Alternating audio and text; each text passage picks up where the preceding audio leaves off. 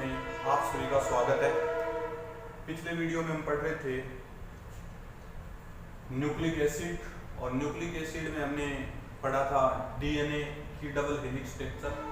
आज हम पढ़ने जा रहे हैं इसका last topic, chemical properties of nucleic acid.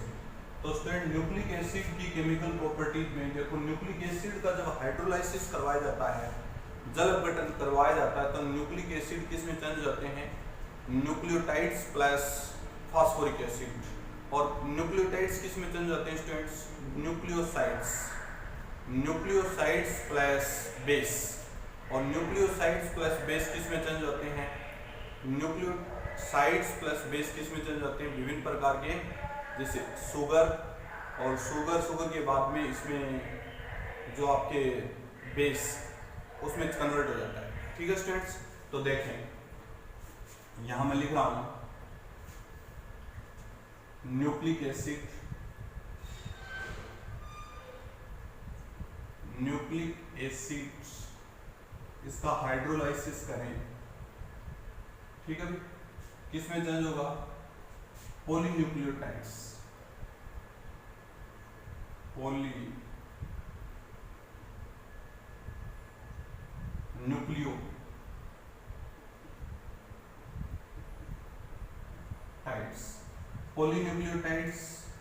और पॉलीन्यूक्लियोटाइड्स जो होते हैं वो किस में चेंज होंगे भाई?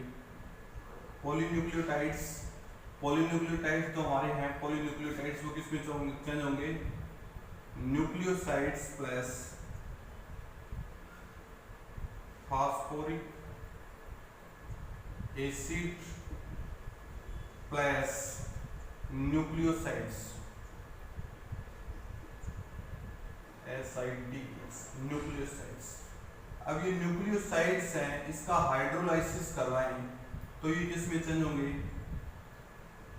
बेस प्लस शुगर, इसमें चेंज होंगे बेस प्लस शुगर। समझ गए students? Nucleic acid, polynucleotides, polynucleotides से क्या होगा? फास्फोरिक एसिड प्लस न्यूक्लियोसाइड्स, और न्यूक्लियोसाइड्स किसमें होंगे? Base plus sugar. और बेस कौन कौन से हैं अपने पास? बेस आपके पास पिरिडीन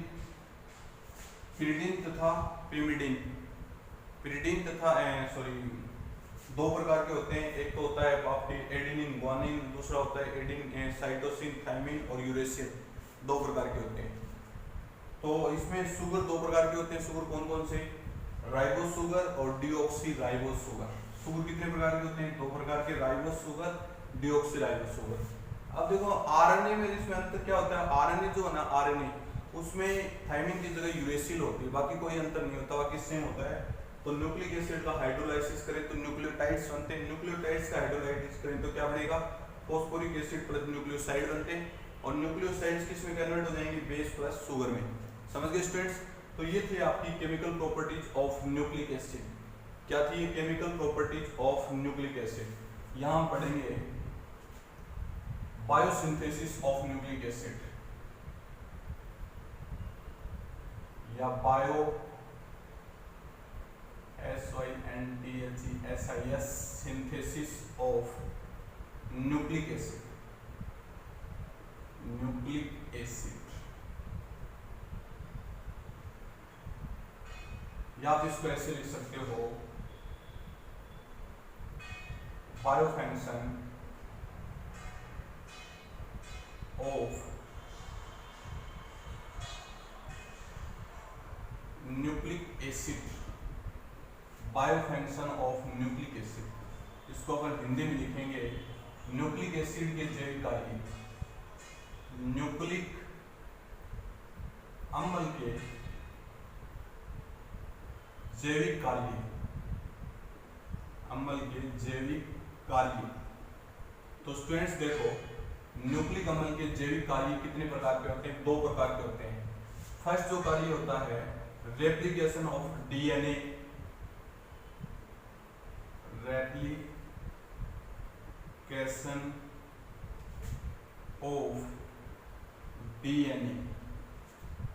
या आप इसको हिंदी में लिख सकते हो डीएनए की प्रतिकृति, प्रतिकृति प्रतिकृति का निर्माण।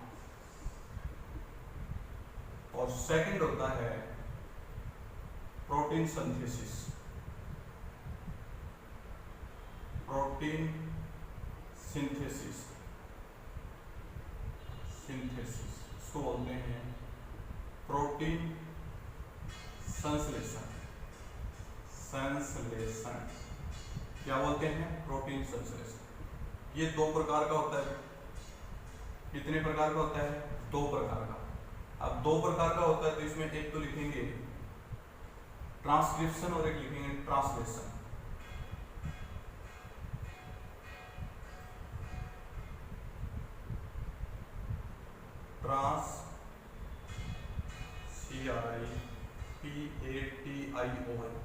क्रिप्शन इसको बोलते हैं अनुलेखन।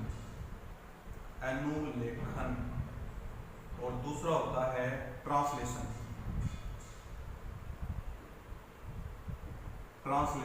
इसको बोलते हैं अनुवादन।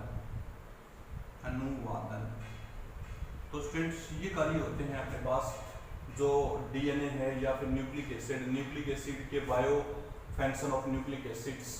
तो सबसे पहले अपन पढ़ने जा रहे हैं न्यूक्लिक एसिड के जैविक कार्यों में रेप्लिकेशन ऑफ डीएनए। तो हेडिंग डालें रेप्लिकेशन ऑफ डीएनए। तो स्टूडेंट रेप्लिकेशन ऑफ डीएनए में क्या होता है कि डीएनए अपने समान दो प्रतिकृति का निर्माण करता है। डीएनए में जैसे डबल हेलिक्स होते हैं उसी प्रकार अपने जैसी दो समान हेलिक्स का नई हेलिक्स का फॉर्मेशन करते हैं। और नई हेलिक्स जो बनती हैं वो हेलिक्स जो पैतृक डीएनए होता है उसके अनुसार ही बनती हैं या उसका अनुसरण करती हैं या उस जैसी ही होती हैं। जैसे यहाँ देखेंगे सपोज दैट ये डीएनए है, इसकी डबल हेलिक्स एक तो एंड लेंगे 3 एंड और इसको लेंगे 5 एंड। ठीक है, यहाँ पर आपके adenine, thymine, cytosine, guanine, adenine, thymine और फिर ग्वानिन, साइटोसिन ऐसे हैं। ठीक है, ये ऐसे जुड़े हुए आपस में। ये आपके डीएनए की जो नॉर्मल पैतृक डीएनए वो है। अब पैतृक डीएनए क्या करेगा देखो स्टूडेंट्स, अपने समान एक तो ये सेम रहेगा, ये बन गया। अब इसमें दूसरी जो एक तो सेम पैतृक के जैसे ही होगा और दूसरा इस प्रकार से बना देगा। इसको आप क्या लिखेंगे देखो, इसको लिखेंगे 5 एंड। ठीक है, इसको क्या लिखेंगे 3 एंड। इसको क्या लिखेंगे फिर 5 एंड। इसको क्या लिखेंगे 3 एंड। इसको क्या लिखेंगे फिर 5 एंड और इसको क्या लिखेंगे 3 एंड। तो ये बन जाएगा same adenine, thymine, cytosine, guanine, adenine, thymine, cytosine, guanine, cytosine.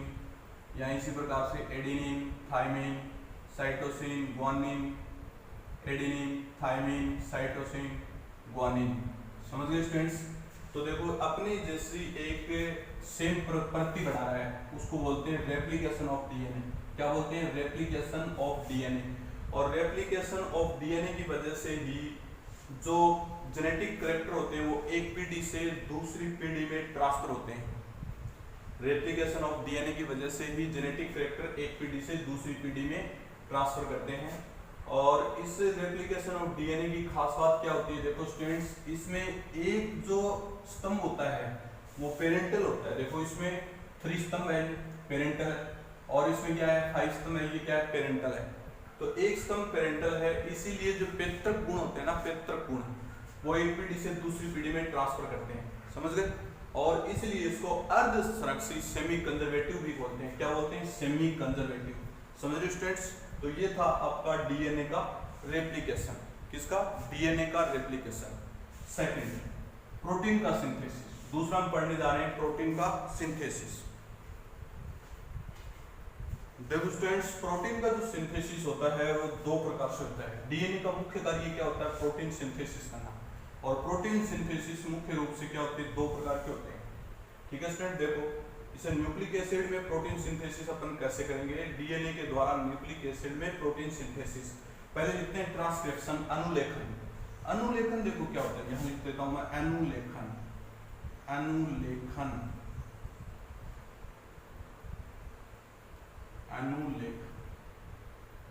तो इसमें लिखेंगे अनुलेखन में, जब किसी कोशिका में डीएनए का आरएनए में परिवर्तन होता है तो उसे ट्रांसक्रिप्शन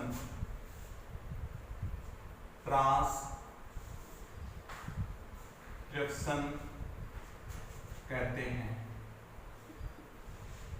देखो ये जो डीएनए होता है, डीएनए न्यूक्लियस में होता है, और न्यूक्लियस में उपस्थित डीएनए यदि आरएनए में चेंज होता है तो उसे क्या बोलते हैं, ट्रांसक्रिप्शन। तो ये प्रक्रिया क्या होती है, सबसे पहले जो रेप्लिकेशन होता है, रेप्लिकेशन में क्या होता है, इसमें सेम प्रतिकृति बनती है, और सेम प्रतिकृति बनने के पश्चात जो डीएनए होता है उसमें डीएनए में जेनेटिक कैरेक्टर आरएनए में ट्रांसफर होते हैं। किसमें ट्रांसफर होते हैं, आरएनए में ट्रांसफर होते हैं, और आरएनए में ट्रांसफर को अपन क्या कहते हैं, अनुलेखन। क्या कहते हैं, अनुलेखन। अनुलेखन के बाद दूसरा हमारे पास है अनुवादन। अनुवादन में स्टूडेंट्स क्या होता है, देखो आरएनए में उपस्थित जो जेनेटिक कैरेक्टर होते हैं, आरएनए में उपस्थित जेनेटिक कैरेक्टर को यदि आरएनए में कुछ जेनेटिक कैरेक्टर से यदि प्रोटीन का सिंथेसिस होता हो तो उसे क्या बोलते हैं, अनुवादन। क्या बोलते हैं, इसे लिखेंगे अपन, यदि आरएनए में उपस्थित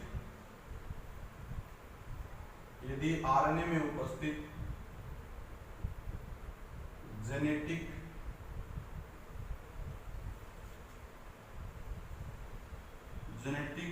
गुण के द्वारा प्रोटीन का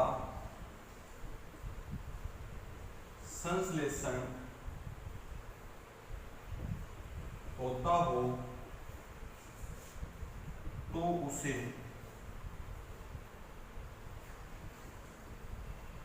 अनुवादन कहते हैं। तो देखो आरएनए कितने प्रकार के होते हैं, आरएनए 3 प्रकार के होते हैं। आरएनए कितने प्रकार के होते हैं, आरएनए 3 प्रकार के होता है। एमआरएनए एक होता है, टी आरएनए और एक होता है आरएनए और आरआरएनए, ये होता है। तो प्रोटीन जो सिंथेसिस होता है वो आरएनए में, देखो जो राइबोसोमल आरएनए, राइबोसोमल आरआरएनए का मतलब राइबोसोमल आरएनए, और राइबोसोम ये कोशिका द्रव्य में से जो जेनेटिक कैरेक्टर होते हैं वो राइबोसोम में आ जाते हैं। राइबोसोम से फिर मैसेंजर आरएनए के द्वारा वो ट्रांसफर, मैसेंजर आरएनए के द्वारा इसमें राइबोसोमल में से आगे मैसेज को आगे ट्रांसफर कर देते हैं, और मैसेज को आगे ट्रांसफर करने के पश्चात वो त्रिकोडोन के रूप में उसको सूचनाओं को आगे पढ़ता है।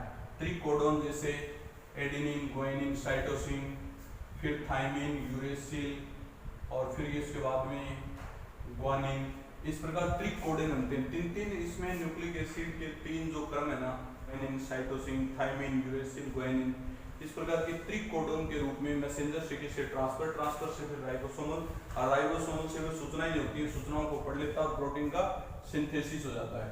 तो ये स्टूडेंट्स हमने आज पढ़ा है प्रोटीन का सिंथेसिस किसके द्वारा, दो इसके जैविक कार्य पढ़े, तो रेप्लिकेशन ऑफ डीएनए और दूसरा प्रोटीन का सिंथेसिस। तो रेप्लिकेशन ऑफ डीएनए में क्या याद रखना है आपको, रेप्लिकेशन ऑफ डीएनए में स्टूडेंट्स डीएनए अपने जैसे समान एक स्तंभ बनाता है, जो उसमें जो पेरेंट्स जो कैरेक्टर होते हैं वो संतति में जाते हैं। और इस जो रेप्लिकेशन है डीएनए की खास बात क्या होती है, जो 5 एंड होता है और 3 एंड होता है। एक जो स्तंभ होता है वो सेम पेरेंट्स का होता है, दूसरा नया स्तंभ बनता है वो सेम उसी प्रकार से बनता है। इसीलिए जो जेनेटिक कैरेक्टर होते हैं एक पीढ़ी से दूसरी पीढ़ी में ट्रांसफर होते हैं। समझ गए स्टूडेंट्स। दूसरी जो बात अपने पढ़ रहे हैं, दूसरा जो प्रोटीन सिंथेसिस में 2 कैरेक्टर आते हैं, एक तो अनुलेखन, एक अनुवादन। अनुलेखन में जब किसी डीएनए का आरएनए में परिवर्तन होता है तो उसे क्या कहते हैं अनुलेखन, या डीएनए में निहित जो सूचनाएं होती हैं वो आरएनए में जाती हैं उसे क्या बोलते हैं ट्रांसक्रिप्शन। और अनुवादन किसे कहेंगे, आरएनए में कुछ निहित सूचनाओं के द्वारा प्रोटीन का संश्लेषण क्या कहलाता है अनुवादन कहलाता है। और अनुवादन किसके द्वारा होता है, 3 आरएनए के द्वारा होता है, एक तो मैसेंजर आरएनए और एक टीआरएनए और एक आरएनए। कोशिका द्रव्य आरएनए कोशिका द्रव्य केंद्रक से कोशिका द्रव्य में आता है और कोशिका द्रव्य से ट्रांसफर होता है, फिर उसको एक कोडोन के रूप में आगे पढ़ा जाता है या अनुवाद किया जाता है और प्रोटीन का संश्लेषण होता है। ठीक है स्टूडेंट्स, ओके ये यूनिट यहाँ पर स्टूडेंट्स कंप्लीट हो जाती है। नेक्स्ट पीरियड में अपन अगली यूनिट शुरू करेंगे। Okay students.